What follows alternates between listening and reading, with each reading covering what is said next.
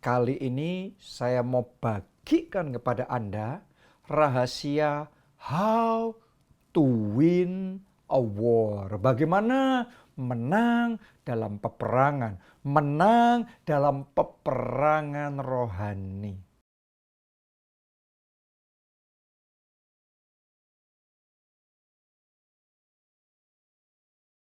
Anda suka atau tidak suka, setuju atau tidak setuju, life is a war. Hidup itu selalu ada yang namanya peperangan. Ada selalu saja yang namanya sabotase terhadap pekerjaanmu, karirmu. Ada saja serangan-serangan yang dilancarkan untuk kesehatanmu. Dalam bentuk sakit penyakit, virus, kuman, bakteri. Alkitab juga ngomong tentang belalang-belalang pelahap yang berusaha untuk memakan habis berkat finansial anak-anak Tuhan.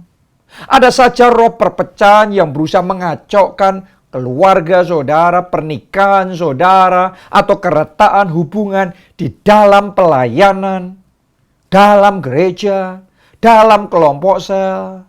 Jadi, itu bicara tentang war, tentang peperangan rohani. Dan saudara jangan berpikir bahwa hidup ini kita maunya berteman semuanya. No. Kita mau selalu saja akan ada roh-roh jahat dan penghulu-penghulu di udara. Oke, jadi siap tidak siap, kita harus mempersiapkan diri kita. Because war is coming. Peperangan itu selalu akan datang. And we have to get ready. Dan kita harus siap ketika peperangan itu datang. Kita tahu bagaimana menekel musuh kita. Dan kita mengalami kemenangan. Oh, saya deklarasikan ada kemenangan terjadi dalam kesehatanmu. Kemenangan di dalam pekerjaan dan keuangan. Kemenangan di dalam pelayanan. Kemenangan dalam setiap area kehidupanmu. Karena itu, ayo kita perhatikan bagaimana cara kita bisa menang dalam peperangan rohani. Yang pertama, masuk dalam doa puasa. Banyak orang Kristen nggak ngerti nih. Apa kaitannya doa puasa dengan menang? Alkitab berkata, doa orang benar bila dengan yakin didoakan, besar kuasanya. Banyak orang doanya tidak berkuasa karena sebenarnya tidak yakin dalam berdoa. Bahkan tidak yakin kalau doa itu besar kuasanya. Nggak ngerti sama sekali bahwa ada power yang besar di dalam berdoa. Hari ini saya ajak, ayo doa dengan yakin karena itu besar kuasanya. Dan bukan cuma doa dengan yakin, saya juga ajak doa, puasa. Karena ada jenis peperangan tertentu, jenis musuh tertentu, roh jahat tertentu yang hanya bisa kita kalahkan, hanya bisa kita tengking keluar melalui doa dan puasa. Jadi puasa nggak puasa, maka kemenanganmu beda. Kalau saudara mau menang perang dan menang lagi, saya ajak untuk doa puasa. Saat engkau doa puasa, Kisah 1 ayat 8 berkata, dan kita akan terima kuasa kalau Roh Kudus turun atas kita. Jadi kuasa yang kita terima ditentukan seberapa kepenuhan Roh Kudus yang kita terima. Dan seberapa kepenuhan Roh Kudus yang engkau terima ditentukan seberapa engkau mencari wajah Tuhan. Seberapa engkau membuka hatimu lebar-lebar untuk dipenuhi oleh Tuhan. Seberapa engkau haus dan lapar secara rohani. Itu menentukan kepenuhan Roh Kudus dan itu menentukan kuasa yang engkau terima. Dan kuasa itu menentukan menang kalah di dalam peperanganmu. Jadi saya ajak Anda semua yang sudah kendor dalam doa puasa, sudah mulai sedikit berpuasa atau tidak berpuasa, sudah mulai jarang berdoa. Hari ini saya tantang. doa, puasa, dan miliki keyakinan yang teguh. Ketika engkau doa puasa, ada kuasa yang besar yang dilepaskan. Dan mujizat terjadi. Kemenangan pasti terjadi. Itu yang pertama. Yang kedua, gunakan kuasa pujian penyembahan. Tahukah saudara, pujian penyembahan punya power yang sangat besar untuk menaklukkan musuh, untuk mengalahkan iblis, dan merebut kemenangan gilang gemilang melalui doa, melalui pujian dan penyembahan.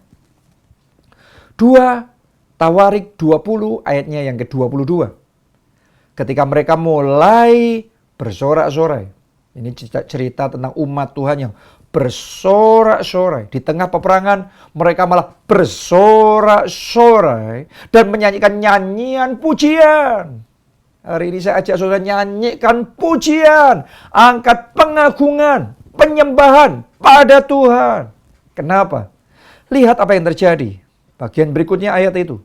Dibuat Tuhanlah penghadangan terhadap Bani Amon dan Moab dan orang-orang dari pegunungan Seir yang hendak menyerang mereka sehingga mereka terpukul kalah. Wow! Jadi ada peperangan tertentu yang kita bisa menangkan bukan melalui pedang dan tombak, bukan melalui peperangan secara jasmani, tapi ketika kita masuk dalam peperangan roh, ketika kita mulai naikkan pujian, penyembahan, maka Allah akan bangkit dan menyerakkan musuhmu. Allah akan bangkit dan menyerakkan roh pemecah belah di keluargamu. Allah akan bangkit menyerakkan belalang pelaha pencuri berkat finansial dalam hidup saudara. Allah akan bangkit menyerakkan sakit, penyakit, dan semua panah berapi si jahat akan diserakkan ketika engkau mengangkat pujian, penyembahan. Karena itu saya ingin ajak saudara, ayo bersama-sama kita mulai pakai dan gunakan pujian penyembahan sebagai senjata untuk peperangan rohani.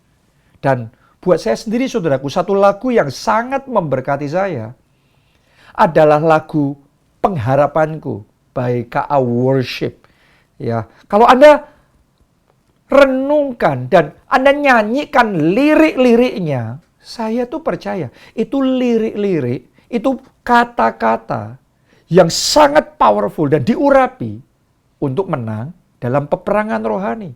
Karena di lagu itu dikatakan pertolonganku datang darimu. Pengharapanku hanya padamu. Begitu saudara ngeklikkan hati saudara, pertolongan, pengharapan hanya sama Tuhan. Jadi connect-nya sama Tuhan kuat. Tertujunya, fokusnya kita sama Tuhan kuat. Kalau sudah seperti itu, maka bagian berikutnya lagu itu berkata, ku tak akan goyah, ku tak akan gentar. Kalau Allah bersama kita, siapa lawan kita? Kalau Allah di pihak kita, kita akan lakukan perbuatan-perbuatan yang besar dan ajaib. Jadi hari ini saya ajak saudara pakai lagu itu. Ketika engkau merasa takut, engkau merasa ragu, nyanyikan itu, ku tak akan goyah, ku tak akan gentar, sebab kau gunung batuku, kota benteng, keselamatanku. Ketika saudara nyanyikan itu, Allah akan bangkit, menjaga saudara, bangkit, melindungi saudara. Semua serangan-serangan iblis dipatahkan. Tuhan akan berperang dan Tuhan memberikan kemenangan. Itu sebabnya saya mau ajak saudara, untuk saudara dengarkan dan nyanyikan lagu Pengharapanku by K.A. Worship itu. Saudara sharekan juga kepada yang lain supaya jadi berkat buat banyak orang. Sehingga di dalam peperangan hidup mereka ada pertolongan yang dalam Tuhan. Ada pengharapan yang kuat, yang pasti di dalam Yesus. Oke? Itu yang kedua. Yang ketiga sekarang, bagaimana kita menang dalam peperangan rohani? Pakai kuasa, deklarasi profetik firman Tuhan untuk menghancurkan musuh dan membalikkan keadaan. Kalau keadaan saudara terdesak, kalau saudara sedang mengalami kegagalan, kalau engkau sedang terpuruk, engkau sedang mengalami kekalahan, engkau sedang mengalami kemunduran. Saya mau ngomong, firman Tuhan jelas katakan, biarlah yang tidak berdaya berkata, aku pahlawan. Sekarang saudara katakan itu dengan mantap. Jadi jangan ngomongnya ragu-ragu. Katakan dari hati yang percaya bersama Yesus, aku pahlawan. Biarlah yang lemah berkata, aku kuat. Kalau iblis menyerang saudara dalam keuangan, katakan dalam nama Yesus, aku diberkati. Jadi deklarasi profetik seperti itu kunci untuk melepaskan kuasa Tuhan. Sehingga ada kemenangan besar di dalam hidup kita. Mari saya bacakan satu kisah yang sangat menarik sekali. Di Esra pasalnya yang keempat, mulai ayat yang ke-23. Maka setelah salinan surat Raja Artasasta dibacakan kepada Rehum dan Simsai, Panitera, serta rekan-rekan mereka, berangkatlah mereka dengan segera ke Yerusalem mendapatkan orang-orang Yahudi. Dan dengan kekerasan mereka memaksa orang-orang itu menghentikan pekerjaan itu. Ayat 24. Pada waktu itu terhentilah pekerjaan membangun rumah Allah yang di Yerusalem dan tetap terhenti sampai tahun yang kedua zaman pemerintahan Darius, Raja Negeri Persia. Jadi mereka sedang membangun rumah Tuhan. Tapi saudara harus ngerti. Kita maksudnya baik, membangun rumah Tuhan, meninggikan Tuhan. Tapi selalu saja akan ada musuh-musuh yang gak suka kalau saudara membangun sesuatu, melakukan sesuatu, mengerjakan satu proyek. Anda mau mengalami kemajuan. Jangan heran kalau ada musuh yang datang untuk menghentikan saudara. Akan ada berbagai macam situasi dan kondisi yang terjadi untuk menggagalkan, merontokkan visi saudara. Pekerjaan saudara, perjuangan saudara, keluarga saudara, pelayanan saudara, keuangan saudara, masa depan saudara. Itu yang dialami oleh umat Tuhan pada waktu itu. Nah, mari kita melihat bagaimana saat mereka menghadapi peperangan sampai pekerjaannya terhenti. Benar-benar stop. Bagaimana mereka bisa mengatasi situasi itu. Bagaimana mereka membalikkan situasi. Sekarang kita baca Esra 5, mulai ayat yang pertama. Tetapi Nabi Hagai dan Sakaria bin Ido, kedua nabi itu, bernubuat terhadap orang-orang Yahudi yang tinggal di Yehuda dan di Yerusalem dalam nama Allah Israel yang menyertai mereka. Bernubuat ini deklarasi profetik ya, mengucapkan perkataan nubuatan, deklarasi profetik. Perhatikan, ayat 2. Pada waktu itu mulailah Serubabel bin Sealtiel dan Yesua bin Yosadak membangun rumah Allah yang ada di Yerusalem. Mereka didampingi dan dibantu oleh nabi-nabi Allah. Jadi pekerjaan yang di ayat keempat, di pasal keempat, pasal sebelumnya dihentikan. Tapi di pasal yang kelima yang terhenti bisa mulai lagi. Yang stop bisa lanjut kembali. Kenapa? Dimulai dari nubuatan, dimulai dari deklarasi profetik, ya, dalam nama Yesus. Mulai lagi pekerjaan yang terhenti berjalan kembali ketika deklarasi profetik dilepaskan, nubuat dilepaskan.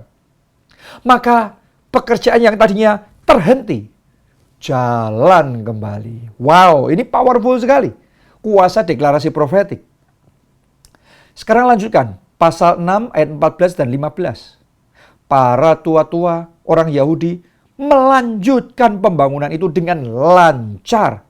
Digerakkan oleh nubuat Nabi Hagai dan Nabi Sakaria bin Ido. Perhatikan saudaraku. Jadi pembangunannya lancar karena digerakkan. Jadi ada pembangunan yang digerakkan oleh nubuat. Digerakkan oleh deklarasi profetik.